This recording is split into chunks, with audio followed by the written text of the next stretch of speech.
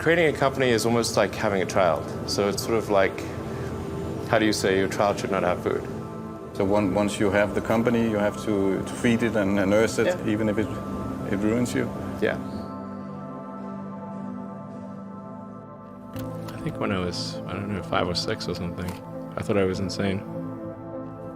It was just strange. Because it was clear that other people did not, their mind wasn't exploding with ideas. It was like, and strange. I don't think you'd necessarily want to be me. It's very hard to turn it off. It's like a never-ending explosion. All the time. You've said that this has been the toughest year for you, the most sort of taxing year for you. Like, why? 22 hours a day, or like what? How many I hours? was working, so 7 days a week, sleeping in the factory. I worked in the paint shop, general assembly, body shop. You ever worry about yourself imploding? Like it's just too much? Absolutely. No one should put this many hours into work. This is not good. And people should not work this hard. They should not do this. It's very painful. Painful in what sense? It hurts my brain and my heart. So this is not recommended for anyone. I just did it because if I didn't do it, then good chance Tesla would die. I mean, Tesla really faced a severe threat of death due to the Model 3 production ramp. Essentially, the company was bleeding money like crazy, and just if we didn't solve these problems in a very short period of time, we would die. And it was extremely difficult to solve them. How close to death did you come? Within single-digit weeks.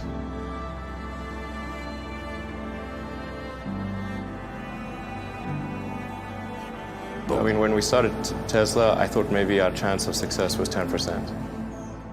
Well, I mean, I can tell you my original plan was, I thought, okay, I had like $180 million from my portion of the sale of PayPal. And I thought, if I invest half of that in creating these companies, then I still have the other half to be fine. Yeah. But of course, that's not how it worked out. We used up all you invested 100 million, then still needed more money. And then there was the big recession of 2008 and 9. And in the end, I had to invest everything. And I was borrowing money from friends to pay the rent.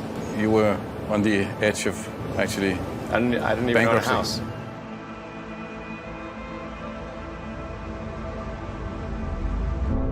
I didn't think it would be easy. Like I said, I thought they would probably fail. But creating a company is almost like having a child. So it's sort of like, how do you say your child should not have food? So once you have the company, you have to feed it and nurse it and take care of it, even if it ruins you. Yeah.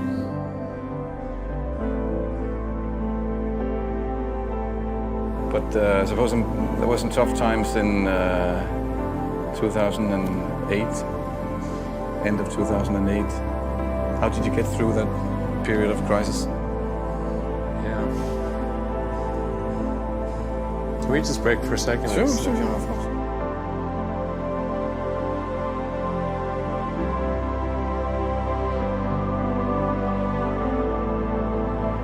I think that probably they shouldn't want to be You?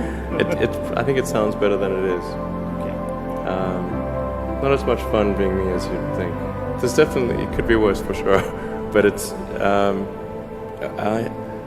not sure I want to be me. It has actually been a very difficult journey, I have to say.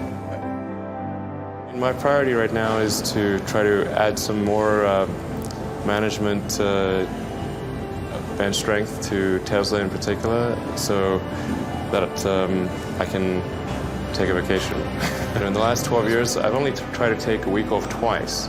The first time I took a week off, the Orbital Sciences rocket exploded and Richard Branson's rocket exploded in that same week. Second time I took a week off, my rocket exploded. The lesson here is don't take a week off. Well, when my brother and I were starting our first company, instead of getting an apartment, we just rented a small office and we slept on the couch.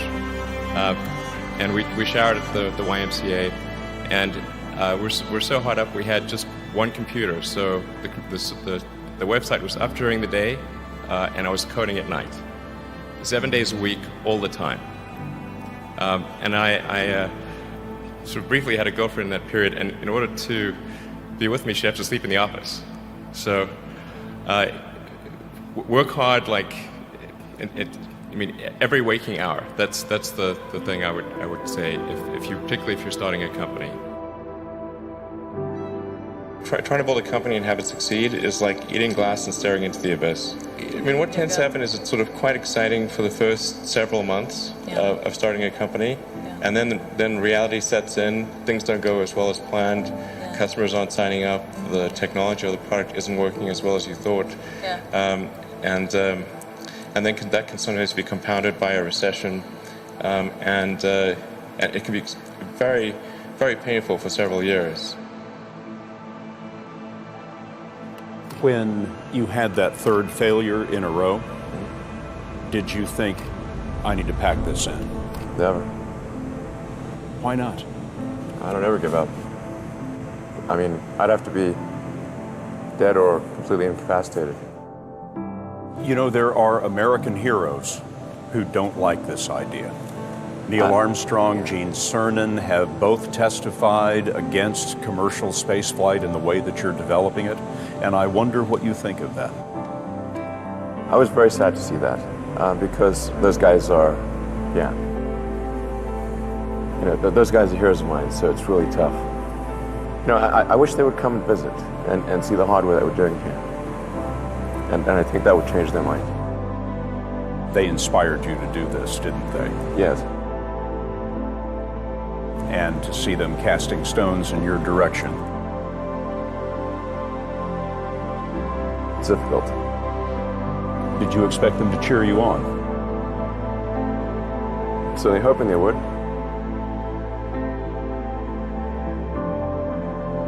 But there are a lot of negative things in the world. There's a lot of terrible things that are happening all over the world, all the time. There are lots of problems that need to get solved. There's lots of things that are miserable and kind of get you down. But life cannot just be about solving one miserable problem after another. That can't be the only thing. There need to be things that inspire you, that make you glad to wake up in the morning and be part of humanity. That's why we did this.